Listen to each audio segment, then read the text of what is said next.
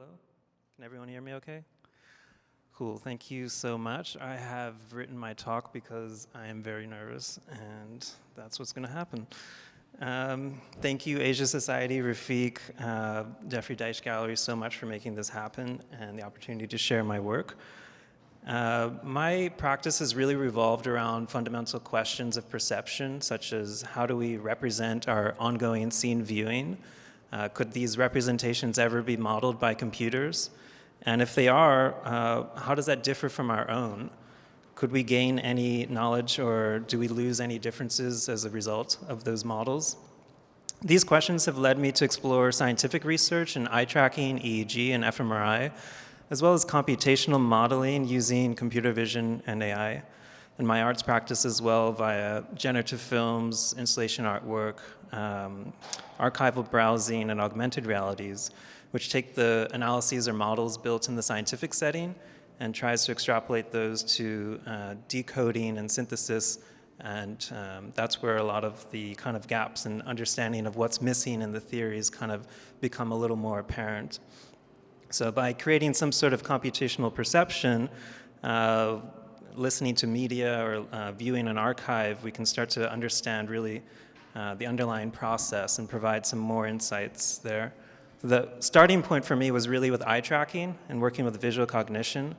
And eye movements are fascinating. They're a real-time index of cognition. So 3 to 4 times a second, you're moving your eyes 3 to 4 times a second. It led me to think about, like, how is it that we're able to feel that the world is so continuous and rigid, even though, like, if you took a camera and you did that 3 to 4 times a second, it would be wild. No computer could really understand that. But we're able to do that. And so part of the theory was, first you had to collect the data. And so from 2007 onwards, I collected over 200 videos of human eye movements from over hundreds of participants in each video, and started building models. I did the same for audio as well, by looking at what the contribution of audio was to how our scene perception changed via eye movements, and later validated these experiments with EEG and fMRI as well. So what you're looking at here is one of the early computational models, and this was really just built on an understanding of motion. This was an early audiovisual experiment in 2010. You might recognize some of the work here if you're familiar with visual music. And this is Michael Figgis's time code, and this was the basis for one of my first artworks, which was a generative film that was really interesting work. Okay, so 2010, archival practice. This was my entry into thinking about how can I use these models now to analyze larger archives. In this case, it was working with Daphne Orme Archive. If you're unfamiliar with her work, please do yourself a favor and check her out. I see some head nods. The idea was to help archivists in 2010 understand what was in all of this data. They had just recovered all these film reels from a barn in France. It was collecting dust, and they really wanted to know about her legacy.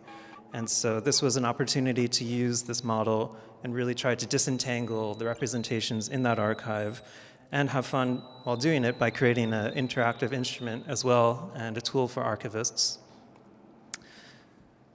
Later in 2018, working with Refik, working with the LA Phil, looking at 4 million audio fragments and 7 terabytes of audio representing the last 100 years of the LA Philharmonic. In the same vein as with Daphne Orme, here I was applying auditory models capable of listening to the entire archive, pulling out representations that it finds meaningful and organizing the collection into a representational space that can be used to browse, annotate, or even play the archive.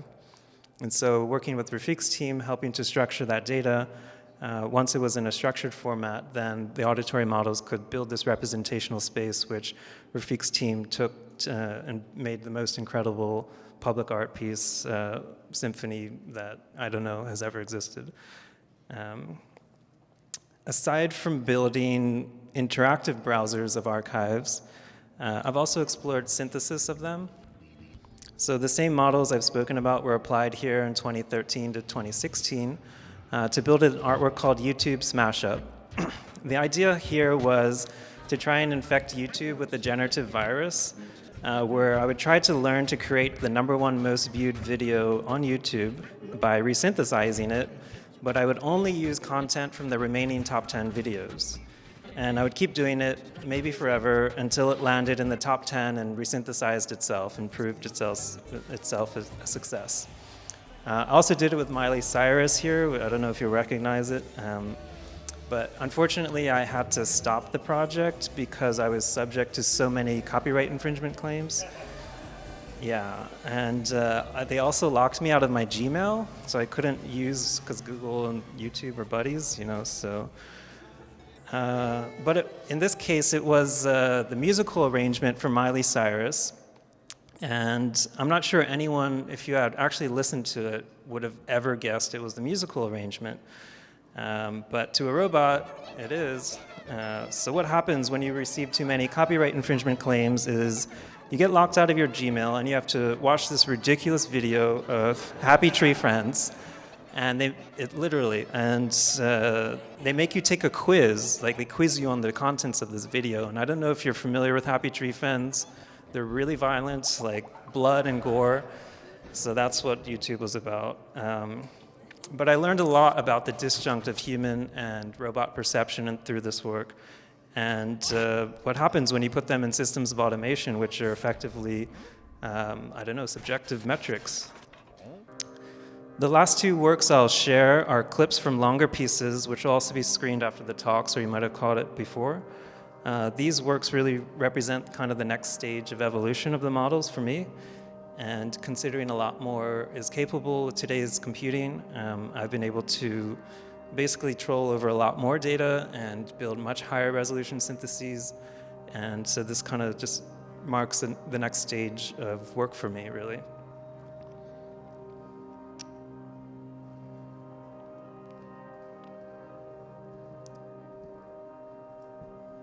There's also audio to this, which will play after the talks.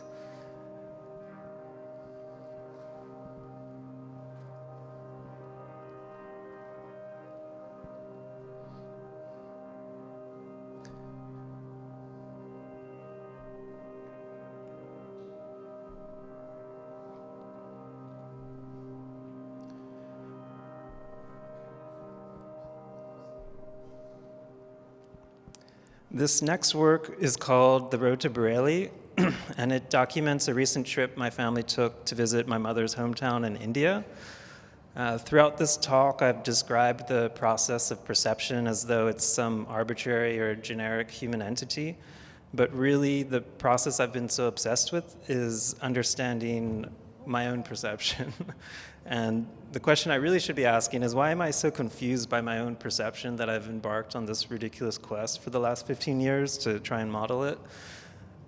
In the video, if you listen to the audio, my mother, who's now lived in the US longer than in India, is reflecting on the hometown in which she grew up in, and how it's been turned from a jungle that she once knew into a metropolis where there's no space left. And at the same time, I'm myself reflecting on this moment and trying to reconcile my own Indian roots that I feel detached from. My confusion is really well known. There's actually a term for it, ABCD. The Indians in the room will know it. American-born confused Daisy. I recently learned that my mom also calls me this to my other family members, the confused Daisy. But in this moment, I was reminded that our experiences and struggles aren't really generic, but deeply personal and complex. And for me, the video series explores sacrifices made by immigrants and their children, as well as challenges of reconciling one's roots with one's present.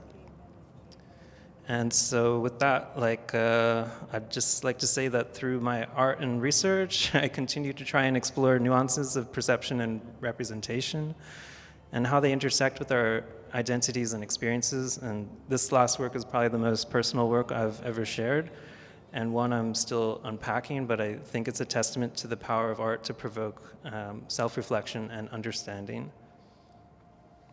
So thank you again so much. Thank you, Refik. Thank you, Asia Society. Thank you so much, Jeffrey Deitch, for this opportunity.